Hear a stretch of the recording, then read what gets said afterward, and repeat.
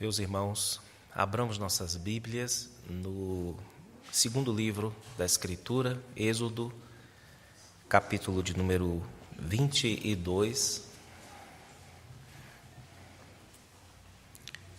e ouçamos a leitura dos versículos de 22 a 24.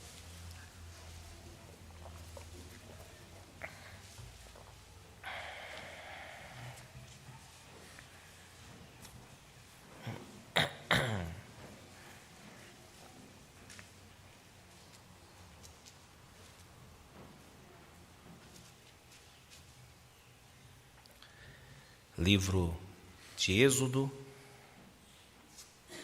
capítulo 22, de 22 a 24, assim nos diz a palavra do Senhor.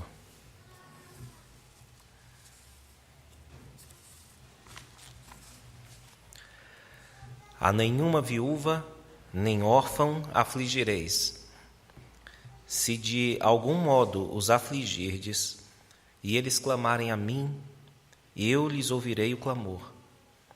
A minha ira se acenderá, e vos matarei à espada. Vossas mulheres ficarão viúvas, e vossos filhos órfãos. Amém. Meus irmãos, quando no capítulo 20, no famoso capítulo 20 de Êxodo deste livro, Deus deu ao seu povo os 10 mandamentos da sua lei, cobrindo a vida de modo geral, ele também deu logo a seguir algumas instruções específicas como essa, a respeito da vida em comunidade. E dentre elas, nós temos aqui o dever de cuidar de todos os que são mais fracos e vulneráveis entre o povo de Deus, dentre os quais aqui estão representados, os órfãos e as viúvas. Deus esperava que eles fossem bem cuidados e trata dessa questão com uma profunda compaixão, típica, aliás, de Deus para com o seu povo, mas também nós observamos aqui grande rigor. E nós precisamos e devemos agora ver de que modo Deus faz isso, para que possamos nós também imitar ou refletir o caráter do nosso Deus. Para que nós tenhamos bom proveito, irmãos, em nosso estudo da Bíblia, é importante que nós vejamos a lei de Deus primariamente ou primeiramente como sendo não as ordens secas que um Deus dá, falando ao seu povo de qualquer modo ou por simples capricho, mas é importante que nós vejamos a lei como uma revelação dos das diversas qualidades de Deus, do caráter de Deus, como ele se revela a nós por meio das ordens que nos dá. Por exemplo, os versículos primeiros desse capítulo, de 1 a 15, Deus revela-se justo, como um Deus justo, porque ele exige respeito para com a propriedade do próximo e para com os bens do próximo. Então, não é simplesmente uma lei, mas é a revelação do caráter de Deus que nos ensina que ele é justo. A partir do versículo 16, nós temos uma linguagem que gira toda em torno de ideias ligadas ao casamento, como ideias erradas ou certas ligadas ao casamento, como a sedução, o adultério espiritual, o desprezo para com a esposa e para com os filhos de Deus. Lembrando que Deus faz às vezes de esposo de uma viúva e faz às vezes de um pai para os órfãos. O texto mostra que porque Deus é puro, ele tem ou quer que a nossa sede por intimidade, a intimidade no caso aqui sexual, seja adequada à sua lei, para que nós não cometamos loucuras ou perversões com humanos e com animais também. Isso está nos versículos de 16 a 17, se referindo ao maltrato aos seres humanos no campo sexual, e o versículo 19 aos maus tratos com animais no campo sexual. Deus também se mostra aqui soberano, irmãos. Vejam, por meio de todas as leis que ele vai nos entregando, ele mostra algo do seu caráter. Ele mostra ser soberano, ou seja, alguém que não pode ser manipulado, alguém que não pode ser domesticado com fórmulas. E é por isso que os feiticeiros, aqueles que fazem uso de algum tipo de manipulação com o fim de dobrar Deus, precisam ser eliminados, versículo 18. Deus também, por ser um só, por ser o único Deus, exige que o nosso coração também seja uno, seja íntegro. nós devemos aqui nos lembrar, eu estou me referindo ao versículo 20 aqui, que é contrário à idolatria, devemos nos lembrar do famoso Shema, ou do famoso credo do povo de Deus, não é? Ouve, Israel, o Senhor nosso Deus é um Deus único. Porque Deus é um só Deus, nós devemos também ser um só na nossa adoração. Adorarás ou amarás o Senhor teu Deus com todo o teu coração, toda a tua alma, toda a tua força. Se nós só temos um Deus e só existe um Deus, então o coração deve se concentrar unicamente nesse Deus. E por isso Deus se revela contra a idolatria, porque Ele é um Deus soberano e é um Deus também uno.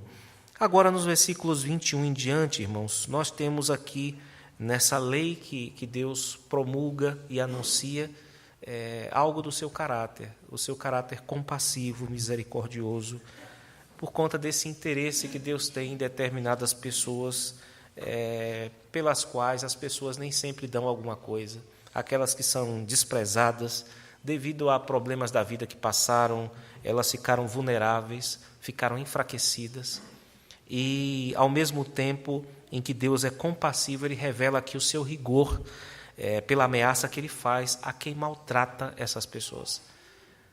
A quem maltratar esses representados aqui, nós temos aqui 4 grupos, na verdade, são os pobres estrangeiros, no versículo 21, as viúvas e órfãos e os pobres nativos, a partir do versículo 25. Eu vou destacar apenas, naturalmente por conta da nossa ocasião, apenas 2 grupos, que são as viúvas e os órfãos. Esses 2, viúvas e órfãos, aparecem juntos nos livros de Jó, Salmos, Jeremias e Lamentação, ou Lamentações de Jeremias, como representantes das classes mais desprezadas.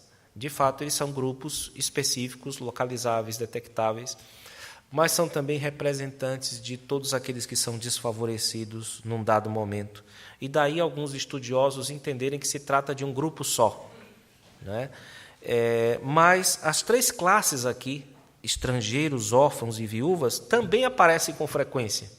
Não é só órfãos e viúvas, aparece com frequência também esses 3 grupos, especialmente em Deuteronômio, e não dá para considerá-los, esses 3, como um só grupo, não é? Então fica muito complicado, ou seja, eles podem estar juntos ou podem não estar juntos, a depender do contexto. Quanto às viúvas especificamente, irmãos, havia pelo menos 2 tipos em Israel. A palavra aqui traduzida como viúva, que é almaná, tanto nos livros de Levítico como de Números, às vezes apenas informa o estado civil de alguém. Ela é viúva. É mais uma informação do que um lamento, do que um apelo a alguém. Mas em muitas ocorrências esse termo traz, além do estado civil da pessoa, que é viúva, a ideia de alguém que não tem suporte financeiro, que não tem onde se sustentar, porque simplesmente perdeu o marido, e nenhum levir, que é aquele responsável pelo sistema de levirato no momento. Levirato é aquele sistema antigo em Israel em que uma mulher se casava com um homem e, caso ele morresse, ela teria de se casar com o seu irmão, depois dele, à medida que fosse morrendo, não é? Caso ela fosse perdendo o seu marido. Então, se não houvesse nenhum levir, nenhum responsável por assumir essa mulher dentro desse sistema, ela estava numa situação bastante complicada e precisaria de mais ajuda legal. E isso pode explicar porque existem mulheres na Escritura que perdem seus maridos, mas elas não são chamadas, nunca são chamadas de viúvas. Nós temos como exemplo aqui, ao menos, o trio Noemi, Ruth e Orfa. Elas não são chamadas de viúva. Existe um momento apenas, no capítulo 4 de Ruth, no versículo 5, em que há uma informação do estado civil, para efeitos de uma negociação de Boaz com aquele que seria o que deveria assumir Ruth. Mas ela mesma não é chamada de viúva no sentido do seu desamparo. Ela estava, vamos dizer assim, dentro ainda do sistema do levirato e, portanto, seria amparada. Nós temos ainda a viúva de Nabal, Abigail, que também não é chamada assim, porque o que se entende é que ela tinha como se sustentar depois, e de fato Davi acabou casando com ela, mas mesmo se não casasse ela teria como se sustentar. E nós temos ainda a esposa de Urias, que é Batseba, que também teria como se sustentar, porque ela tinha parentescos, inclusive dentre os oficiais de Davi, que não a deixariam desamparada. Então, mesmo sem os maridos, elas tinham suporte financeiro. Mas no caso de outra pessoa, como por exemplo Tamar, aquela de Gênesis capítulo 38, não é? Que acabou tendo um relacionamento vestindo-se de prostituta, né? Enganou o seu sogro, ela é chamada de viúva. Por quê? Porque a única opção que ela teve foi voltar para a casa dos pais dela. Lembremos de que ela tinha se casado primeiro com um homem chamado só que ele morreu. Depois, quem teria a obrigação de se casar com ela logo a seguir seria o Onã. Mas o Onã se relacionava com ela, mas ele não deixava o sêmen no corpo dela, derramando na terra. E Deus o matou por isso. Só que depois, quando ela foi se casar com o terceiro da família, da escadinha, né, de irmãos, o que aconteceu é que esse menino ainda estava pequeno, o Selá. E o sogro dela disse, olha, ele está muito pequeno, você não tem como se sustentar aqui, volta para o seu pai, ou seja, assume a sua viuvez. Ela é chamada de viúva, e essa viuvez é relacionada à miséria em que se encontra uma pessoa nessa condição. E ela volta para a casa do seu pai, que seria a sua única alternativa a viver com ele. Esse parece ser o caso aqui, irmãos, de alguém desfavorecido, alguém que não tem amparo, no sentido de comer, de beber, de se vestir. Os filhos dessa mulher normalmente são chamados de criança sem pai. Esse literalmente é o sentido aqui da tradução de órfãos. E esses órfãos naturalmente eram expostos a muitos abusos, né?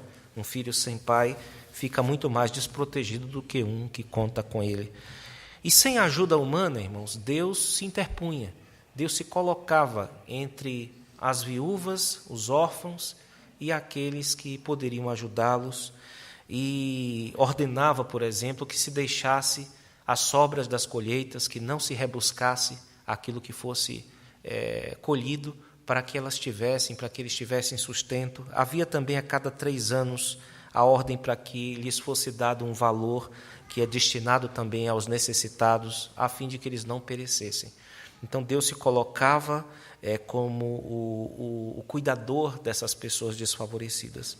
Junto com essas palavras, junto com essas informações que indicam a misericórdia de Deus, nós temos aqui no nosso texto uma ameaça fortíssima, profunda, dura, para aqueles que desobedecerem, para aqueles que não atentarem para essas classes menos favorecidas. O versículo 23 e 24 nos diz, se de algum modo os afligirdes, e eles clamarem a mim, eu lhes ouvirei o clamor, a minha ira se acenderá, e vos matarei à espada.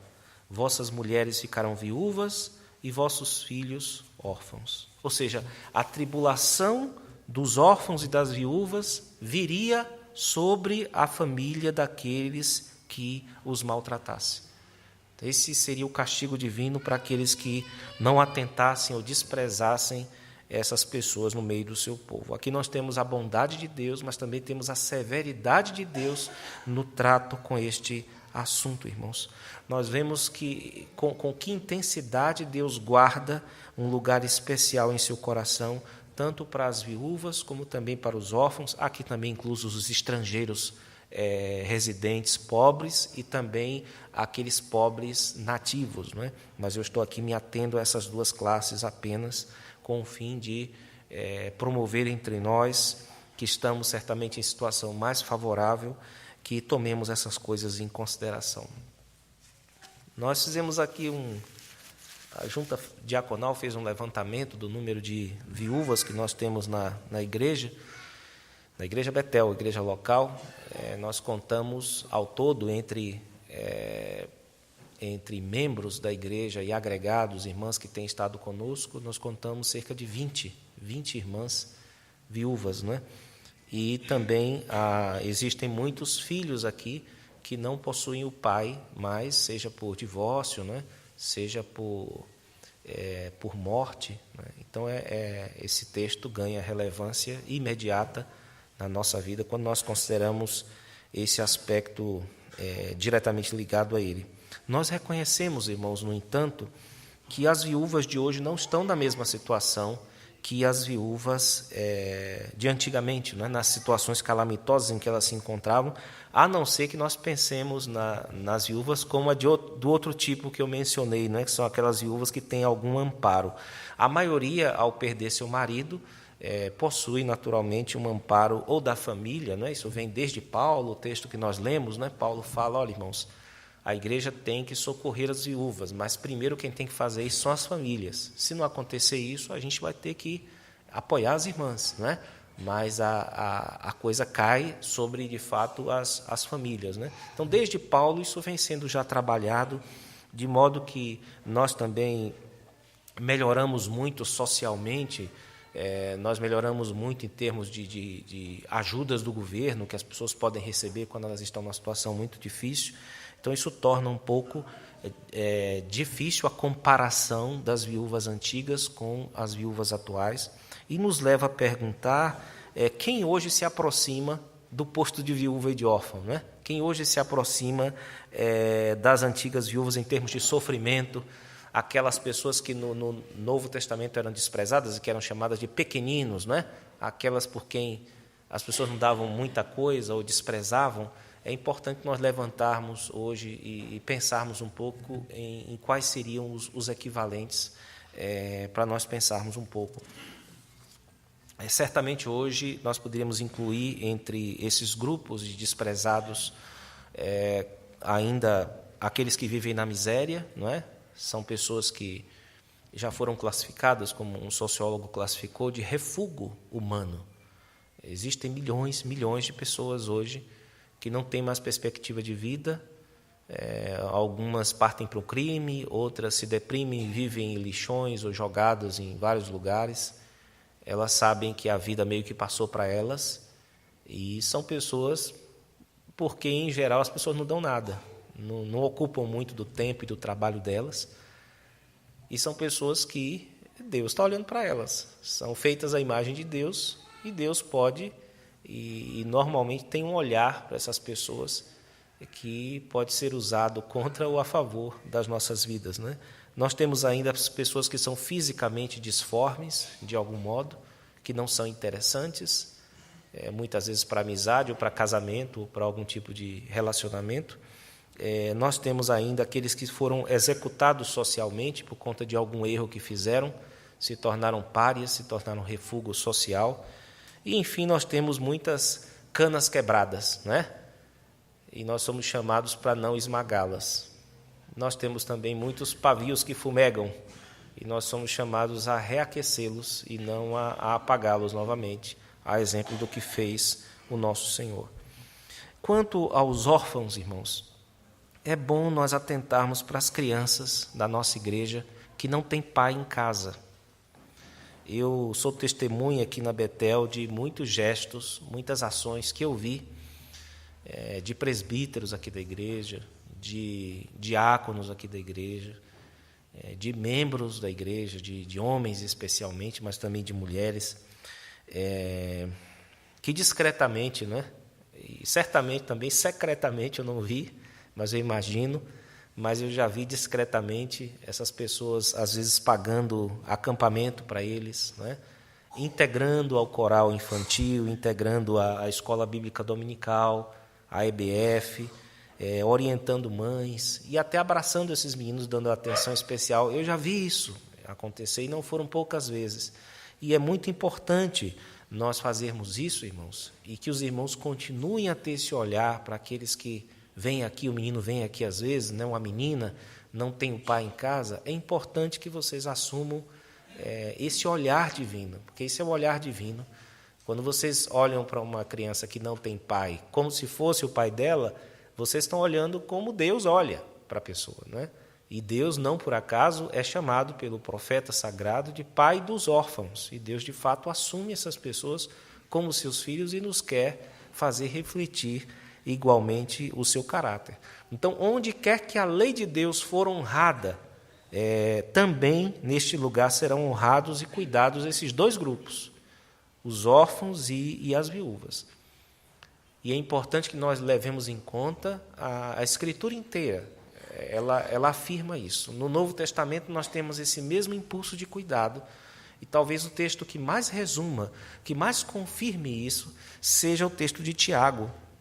No capítulo de número 1, nos últimos versículos, ele pergunta assim, qual é a prova da verdadeira religião? Né? Como é que você sabe que você é um religioso mesmo, que você foi religado com Deus?